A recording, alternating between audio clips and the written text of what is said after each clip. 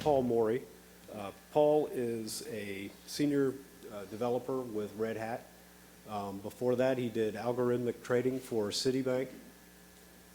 He's been a developer for over 10 years now, has lots of open source work under his belt. He's an inventor with several patents, and all-around great guy. So please welcome Paul. Thank you.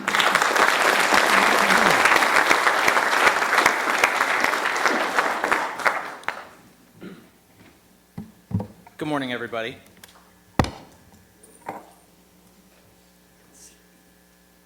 Yes. Who could forget plugging in the projector?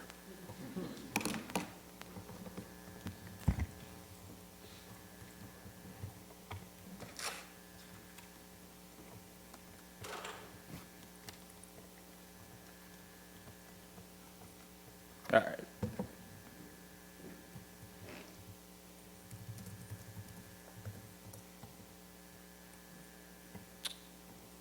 Get my stuff all set up here.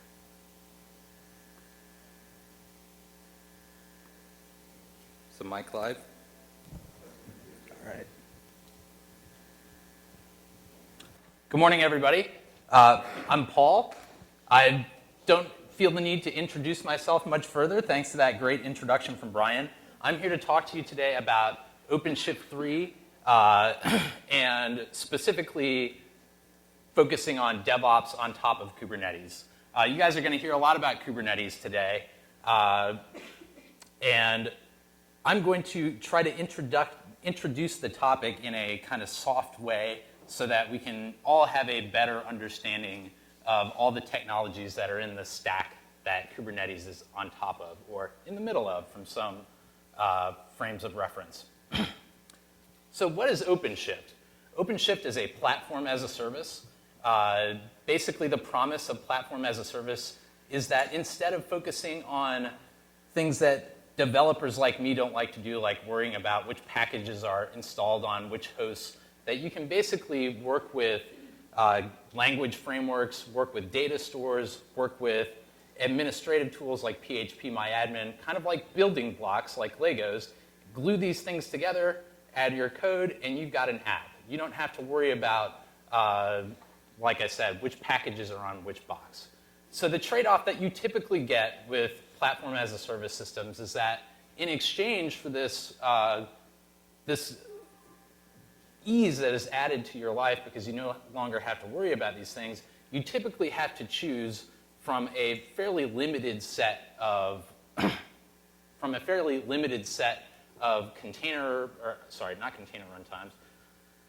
language runtimes, tools, etc., that your cluster operator has given you, has put the effort into curating. We're going to come back to that aspect, but I'll put that out there first. So our current version of OpenShift is version 2. We have an online product which is hosted by Red Hat. All you have to do is push code. We have, if memory serves, about 2 million applications in this online product. We also have an enterprise product that our customers use in their own data centers to get the same DevOps, automation type use cases around their development and deployment, but without having to put their workloads in the public cloud. One thing I'll also call out about OpenShift v2 is that it uses a lot of the same Linux container primitives that Docker has recently been just extraordinarily successful in wrapping together and providing a good user experience around. So we came to market with OpenShift v2 in 2013. And since then, a lot has changed. Obviously, Docker, probably everybody in this room, well, you've all heard the term now, right? But prior to walking in this room and hearing me say it, you've probably read it, you've probably heard it. We're going to talk a lot today about what Docker really is so that we can all have a shared understanding. But OpenShift v2 uses a lot of the same technologies. And when we were talking about where should we take OpenShift v3, Docker has become so prominent and so much work has gone into making the experience of using Linux containers via Docker just really simple uniform in how it works everywhere so that you don't have to worry about, well, is Docker going to behave correctly for me on this platform? That's just tremendous power that exists in the community that we want to make use of. So we're in the last stretch, as a couple of you know very well in this audience, the last stretch on the OpenShift Enterprise version 3 general audience release is in June of this year. Later this year, we're going to have a managed hosting solution, which is kind of a middle ground between what you would think of as an online type of product versus enterprise, in the sense that it is a hosted installation. It's a hosted cluster of OpenShift, but you don't have to host it. You don't have to worry about other tenants. It's basically your own playground, your own cluster. Nobody else is on it. You don't have to host it. In 2016, we're going to push this OpenShift v3 technology that uses Docker and Kubernetes out to our online product, so that you won't have to basically do any work. You'll be able to clone a Git repository and push and leverage OpenShift v3 that way. So building on the Linux container usage that we had in v2, we're now consuming Linux containers and using them via Docker. And on top of that, we're leveraging the orchestration and container cluster management capabilities that Kubernetes provides. So in order to get this shared understanding of what is this stack and what does it give you, we need to kind of work our way up from the primitives of Linux containers and talk about those first, go on to Docker, and then Kubernetes. Linux containers, really not new. Some of the functionality that we call Linux containers, and it's an umbrella term that refers to a lot of different technologies that perform very specific functions. A lot of these capabilities have been in the Linux kernel since a long time ago. One that jumps out at me is the mount namespace, which we'll talk about kernel namespaces. The mount namespace, I want to say, went into Linux kernel 2.6, which, if memory serves, Brendan may know this better. Brendan and Kelsey may know this better than I, around 2002. So it's really these things have been here in a long time. They're very tough to explain in a few minutes. Let me call out that because we're talking about a lot of very complicated things, there is a follow-up to this presentation on GitHub. The URL is going to be on the last slide, where you can dig into kernel documentation, articles about this stuff to read more about it. For the purposes of our discussion here today, there's really 4 or 5 key attributes that we have to all understand about Linux containers. The first is that they differ from traditional virtualization in that the operating system kernel is shared between the host and the container. So in a traditional virtualization type of environment, you have to allocate enough memory to store a full copy of the operating system kernel for each VM. You do not have to do this with Linux containers. So obviously you can achieve far greater densities of containers on a single host than you could with VMs. They leverage isolation using kernel namespaces. And there's a number of different kernel namespaces that govern different resources that the kernel manages. Basically, what you can think of a kernel namespace as in a vacuum is a way that the Linux kernel can present a view to a process of a certain resource, for instance, a mount point or the shared memory device, so that each containerized process thinks it is the only process on a machine that has access to that resource. Next, complementing this isolation story that kernel namespaces give us, there is a system called cgroups or control groups that lets you put constraints on processes, so that you can say, I want to run this process and I only want it to have access to, say, 256 megs of RAM, even though I might have 16 gigs on my system. I want to constrain RAM. I want to constrain I/O operations per second. I want to constrain CPUs. This is what cgroups give you.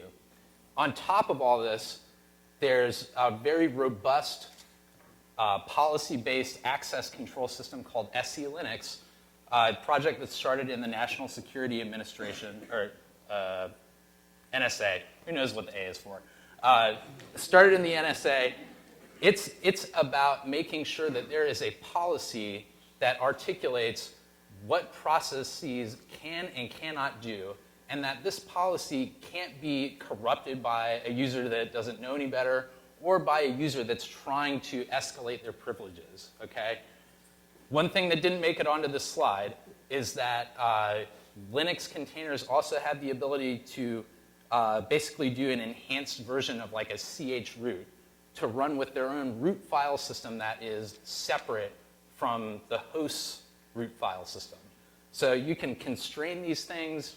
You can say, I want this to look to itself like it's the only process on the machine. It gets only so much of these different resources. It cannot corrupt the host. It cannot reach into other containers. It doesn't even know what the file system on the host looks like. This is really powerful, right? But there's a ton of moving parts. That's where Docker comes in. The main value proposition to me of Docker is that it has taken all these different subsystems, all these different packages, put a single API around them so that you don't have to worry about cgroups. You don't have to worry about the SE Linux policy in a lot of cases.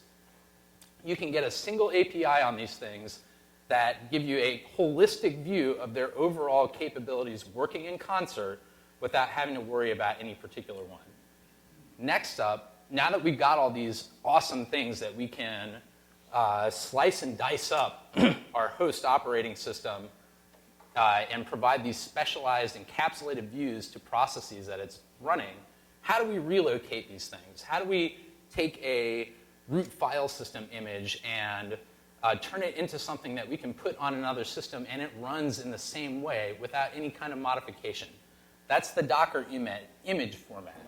It's basically, you can think of it in a Docker image as a tarball or a zip file that has a file system in it. And now that we've got the format that we can use to describe these things, we need some way to discover them. That's the third bullet point here, this Docker registry. It's a software component that lets you push images to it, lets you pull images from it, lets you do discovery about what images it has. Now that we know all this stuff about Linux containers, there's the 800-pound gorilla, maybe 850, maybe 750. It depends on the light, right? What's Kubernetes? The name is like the first thing that everybody asks. What does Kubernetes mean? And Brendan, I'm sorry, I may be stealing your thunder just a little bit on this because you may have had a talking point. Kubernetes is a Greek word that means pilot or steersman of a ship. And that is an excellent analogy for what it does. Kubernetes' job is to keep things running. It's to accept requests for, this is the state I want my cluster to be in, and Kubernetes' job is to make sure that it stays in that state. If there's too many processes of a certain kind running, kill them off. If there's not enough, start them. You can think of it another way as basically a cloud operating system kernel. Does many of the same things that an operating system kernel does, generalized to this level of abstraction where we have these Linux containers, we have Docker containers that encompass all these different subsystems. So say that I've got a cluster that has 20 machines on it that I can run tasks on. We need to figure out which resources each of those machines has to offer.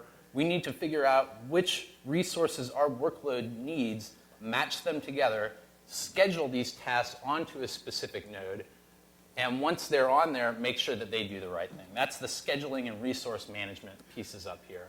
We also need to make sure that in a deployment of a cluster that may have like 20,000, 2 million containers in it, that each container sees only what it needs to do its job, both from the network and from its local storage. So for example, say that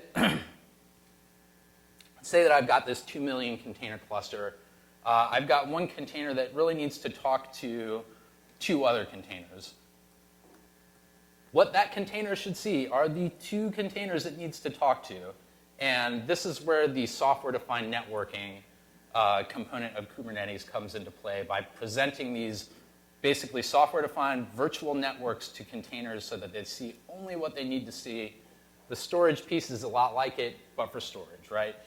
You want to mount an NFS volume into a container. You want to mount a Ceph volume, a Gluster volume, and you want it to just work no matter what host you're on, no matter what little vagaries or details they may be of how do you get the mount command right. Kubernetes is supposed to take care of this for you.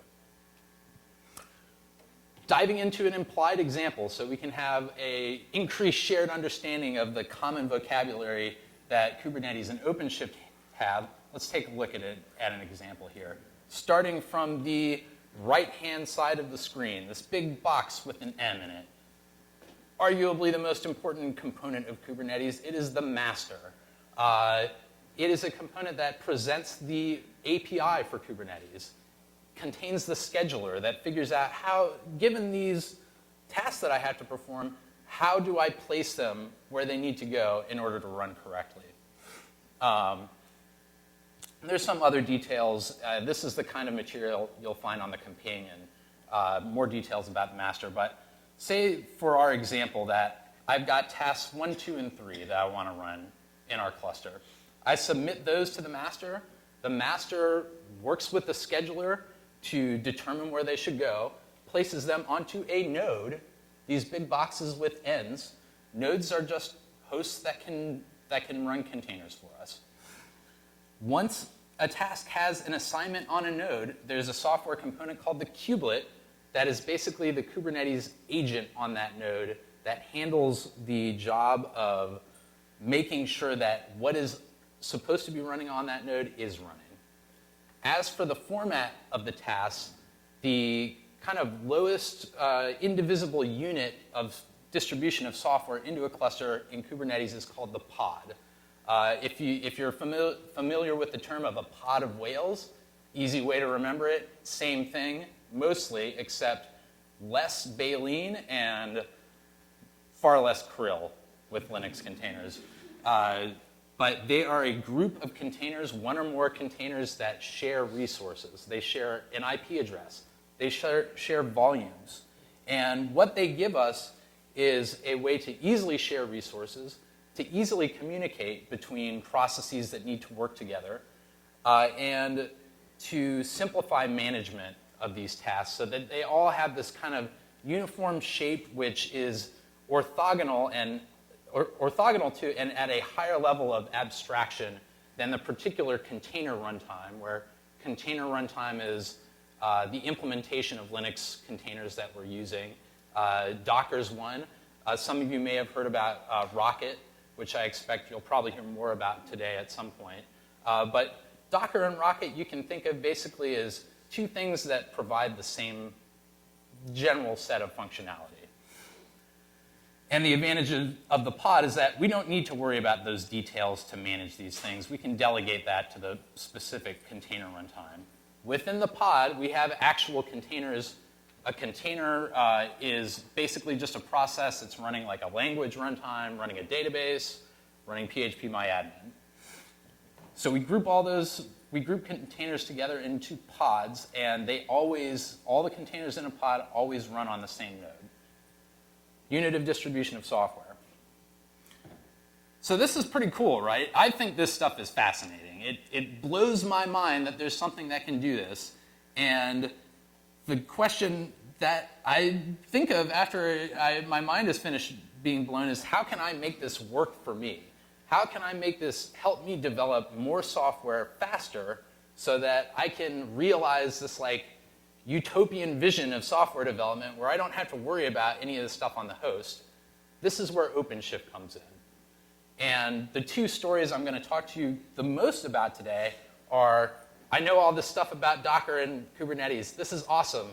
Now what? I've got all these repositories for applications that I wrote before I even knew Docker existed. How do I get from that to an image? And once I have an image, how do I get to a state where I can be confident that no matter what current version of my image exists, it will be running correctly in a cluster.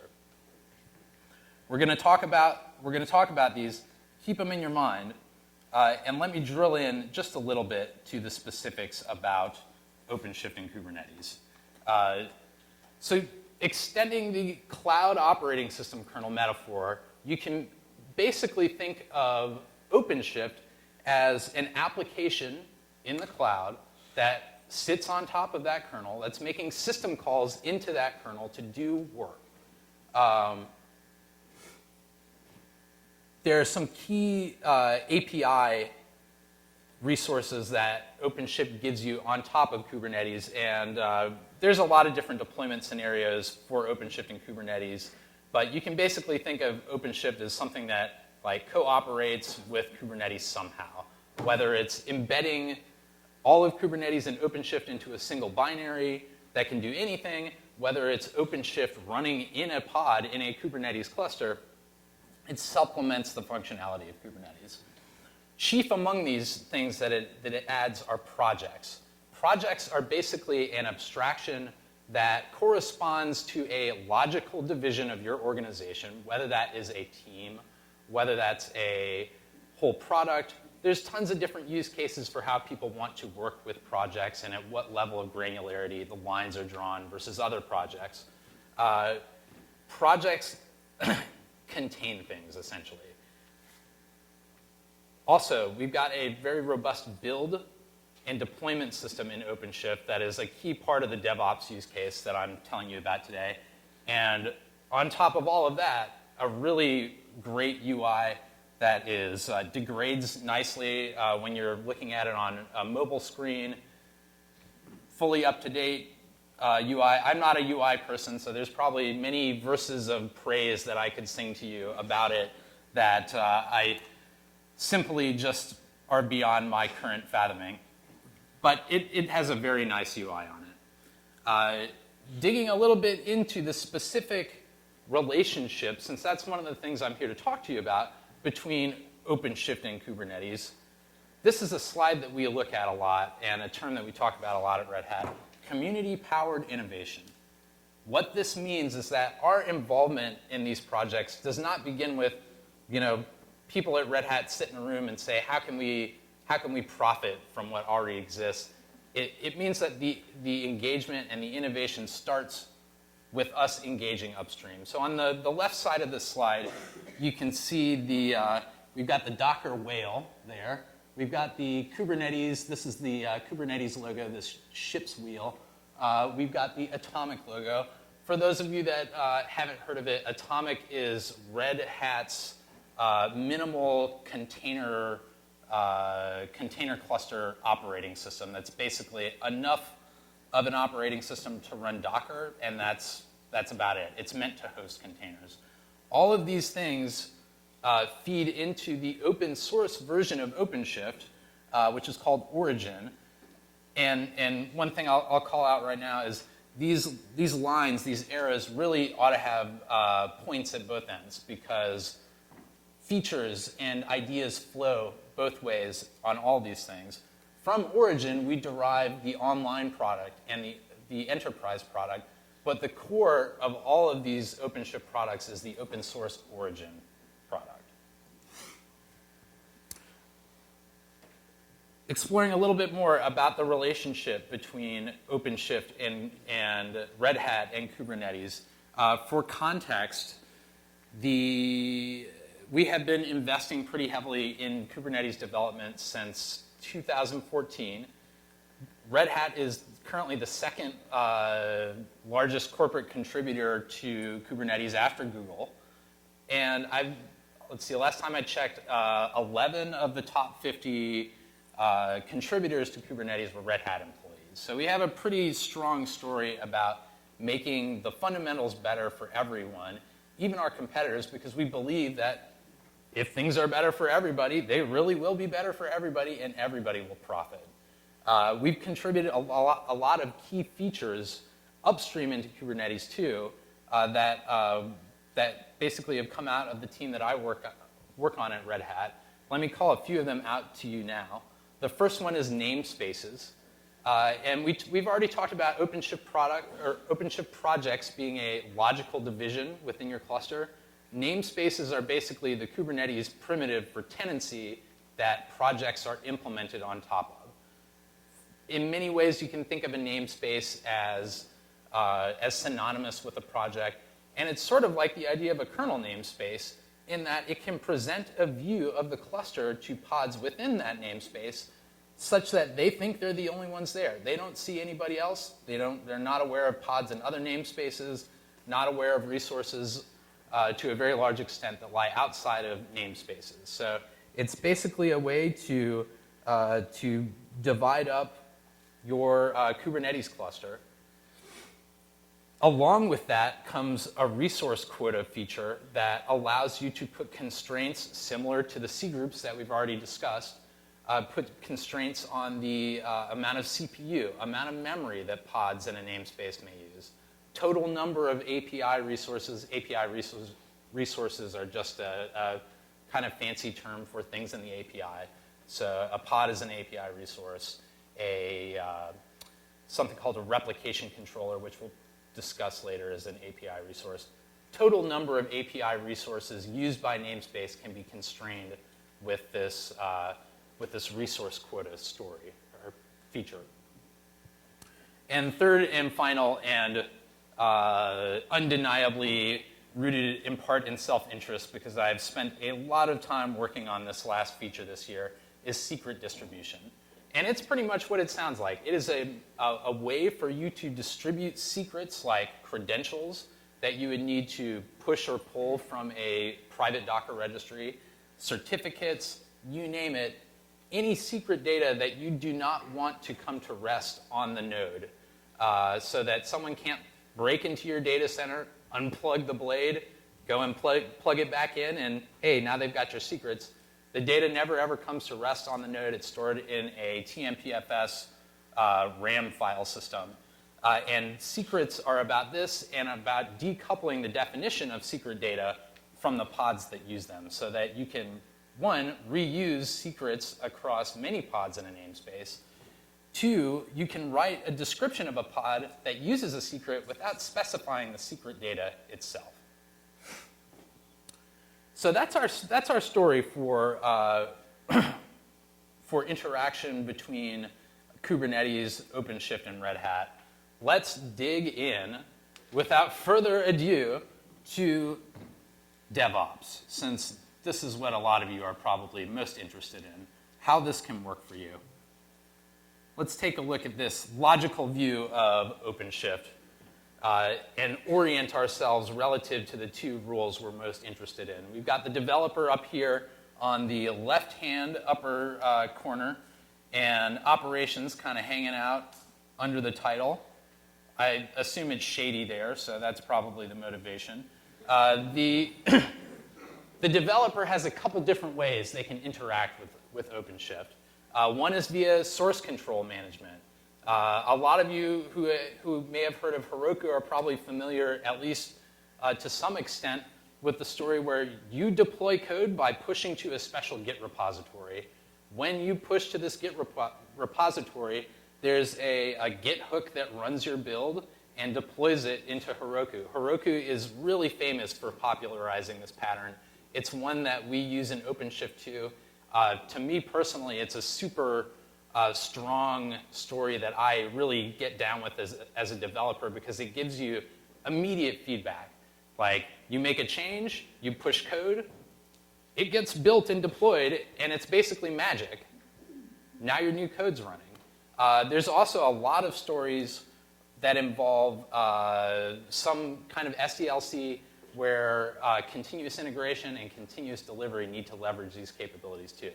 So for example, you might have a story where you want tests to be run before a commit goes in. This is a really common story. A lot of times, I would say there's maybe different degrees of the spectrum on which the story is delivered by different vendors. But in a vacuum, there's a lot of different ways you could want to interact with OpenShift via continuous integration, right? Like, Once your continuous integration, like once your tests run after a commit, you might want to kick off a new build of an image that references a repository. You might want to do it as part of a pre-commit test. All manner of stories, all manner of slide malfunctions. So that's the developer story. Let's take note of the fact that operations is still happily hanging out, worrying about the real problems of how to manage a cluster instead of worrying about, did all my little fully automatable tasks actually run? So it's getting automation around these things that is basically the real value proposition of OpenShift, so that as a developer, you can focus on your applications, you can focus on your software systems, and as an operations person, you can focus on the real problems of running, planning, executing installations. Digging into this build story a little bit, we've already talked about the situation where as a developer, you say, I know all this stuff about Docker now, I know all this stuff about Kubernetes. What next? I've got all these repositories that I wrote before I knew anything about Docker, before I knew anything about Linux containers.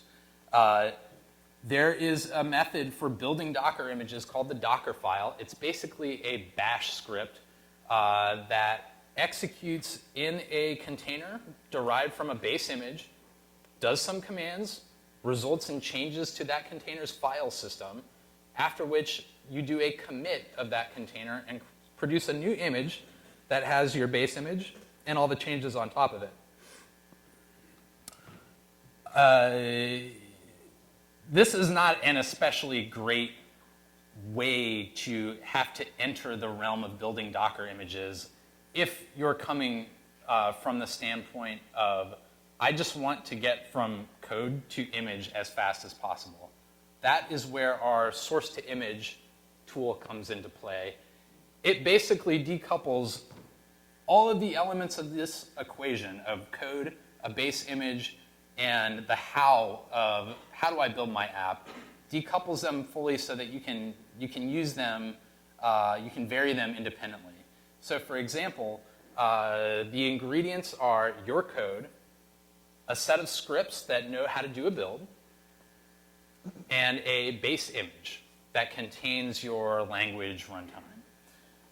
Say that I'm working on a Java project and we want to really amp up performance. So we want to try the Azul Systems special JVM. Well, what I can do if I'm using STI is I can just swap out that base image and invoke STI and point to the Azul Systems image. That's it. You don't have to mess with the script, you don't have to mess with the Docker file, and you don't have to mess with your code. You can think of this basically like Make for Docker images, except Makefile possibly is very conservative, probably included. As long as you're using a common language, our goal is to give you an experience where you don't ever have to worry about writing your own build script, but it's available to you. If you have requirements for how to do it that are special to you, you can write your own. And this is all about making it very easy to build images from projects that exist that aren't really aware of containers. So now that we know how to build an image, how do we make sure that in the inevitable case when there's like some new zero-day exploit that's discovered and I've got 200 images that package the dependency that the exploit is in, how do I make sure those get rebuilt? That's where the OpenShift build system comes into play. It lets you run STI builds. It lets you run Dockerfile builds.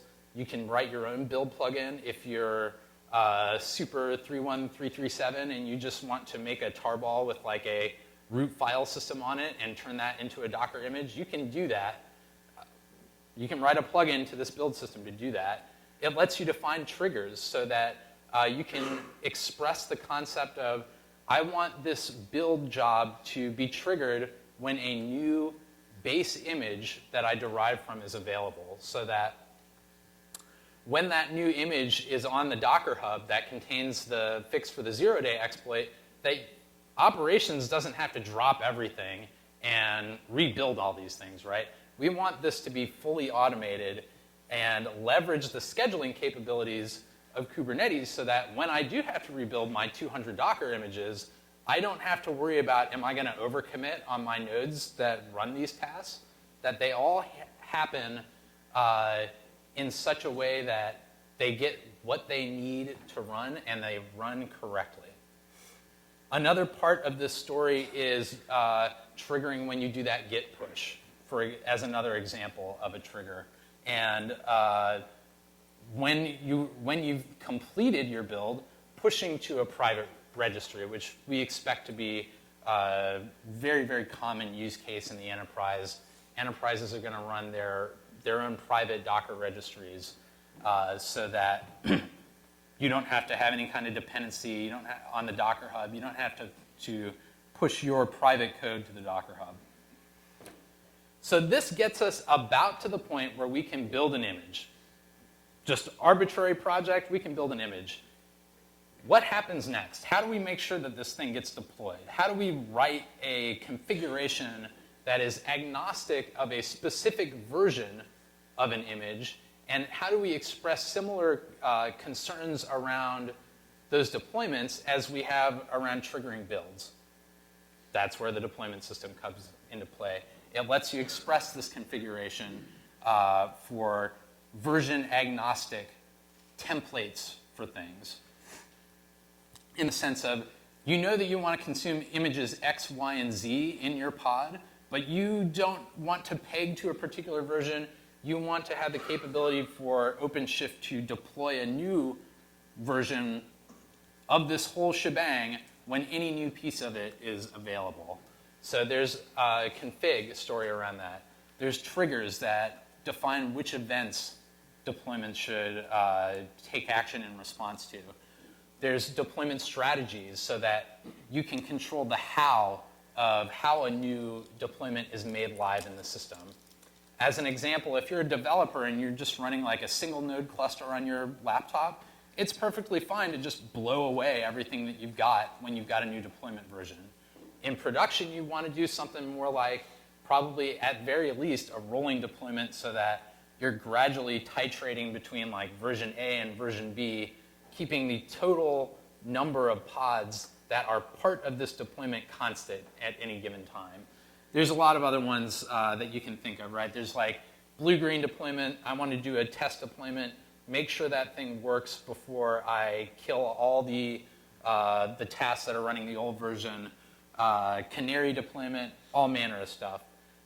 And throughout all of this, one thing we definitely don't want is when we inevitably get a call at 3 in the morning on Saturday, and of course we're already asleep because we're being very good, not staying up late at all. We want the experience at that time to be as painless as possible. So we want a nice, easy, very large button we can mash with our fist to go back to the latest good version. And all the while, keeping track of who deployed what, when they did it, where it went, etc. So I'm going to break from the slides, and my compromise with the demo gods was to record a demo instead of doing it live. I'm going to show you guys a little video that shows some of these build and deployment properties of OpenShift, shows you the UI. If I can find out how to get out of this thing.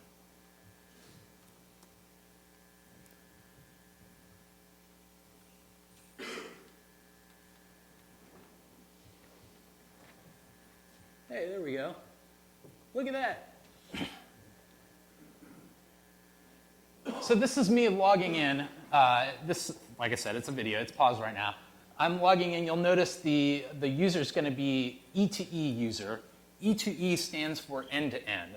And the context for this is that the way that we test OpenShift is we have an end-to-end test that starts from 0. It generates new tokens. It generates new configs. It starts an OpenShift master that embeds all of OpenShift and all of Kubernetes into a single statically built binary that runs basically a tiny little cluster.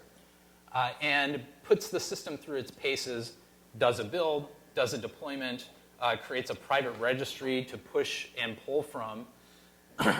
And basically what I did is use this as a cheap demo because it does many of the things that I want to talk to you about OpenShift.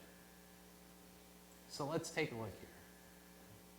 If I can figure out where my cursor is. Okay. So logging in here.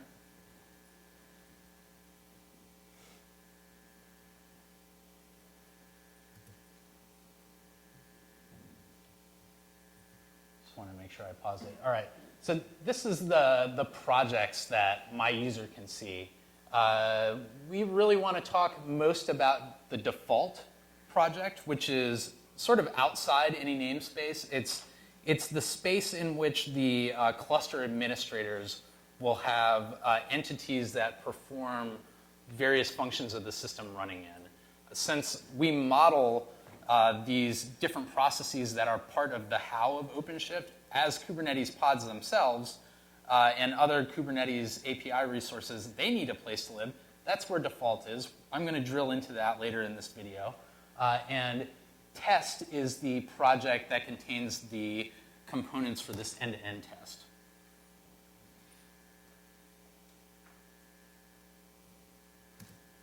Okay. Digging through this, this is showing us a, yeah, it looks kind of weird to me on the screen right now, but this is showing a deployment for a Docker registry. One thing that I haven't really touched on, but some of you may have been wondering about, is in order to accomplish all these event awareness for different things happening regarding images being built, we have a really strong story about a specialized registry that basically contains a bit of OpenShift code in conjunction with the Docker registry. That's how we integrate the registry into these SDLC type of stories so that when someone pushes something to this registry, we get an event in OpenShift about it that we can respond to. And you can see, let's see if I can use my fancy new little remote. You can see this registry exposes port 5000. It's running, it's got its own IP address, 127.17.0.54.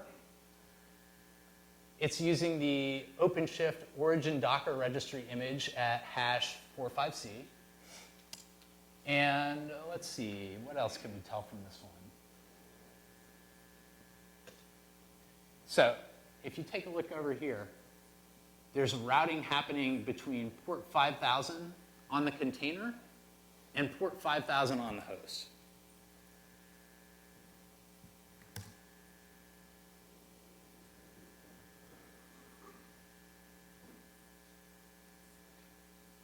I was generous and gave myself time while I did this, and I realize now that it just turns into me watching the video along with you folks.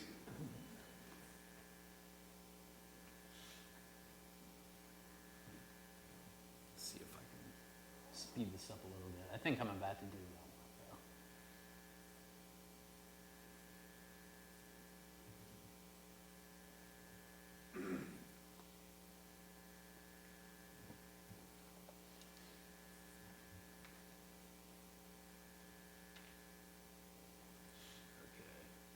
I have skipped past the part I wanted to show.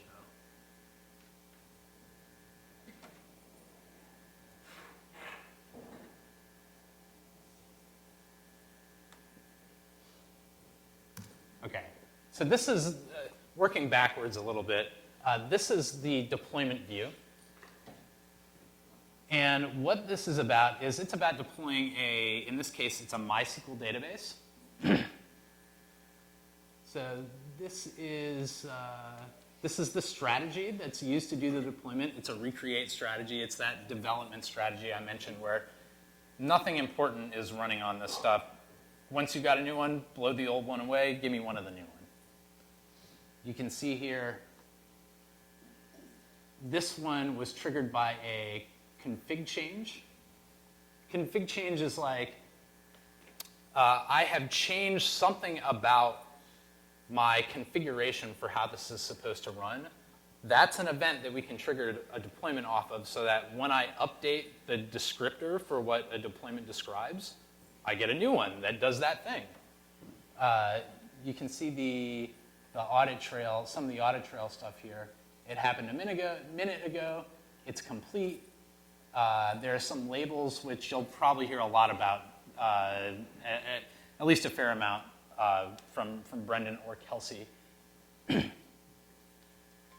There's one copy of this thing, and I only want one. And this is the pod template, which is basically what it sounds like. It's a way to describe a reusable template for a pod. I think I'm running short of time, so I'm going to try to get to the build.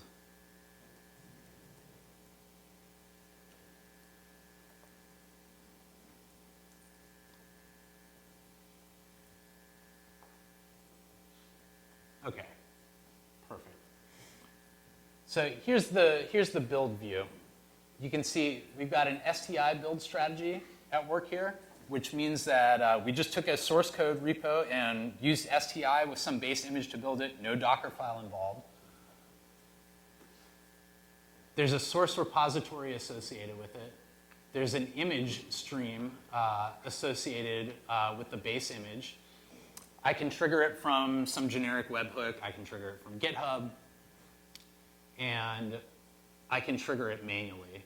And it gives you there the command line command to trigger it manually if you'd like. In this frame, you can see I get a status that says it's running, it's been running for how long. When this thing succeeds or fails, I can get information about that. And this I think is a much nicer way to consume all this information than trying to get it from like a CLI tool that's you're going to have to like pipe to less or something like that because it spits out 400 character wide output. And that's the robust UI on top of this. I think that I'm running very short of time, so let me skip back to this presentation. If my stuff works right the way I want. Okay.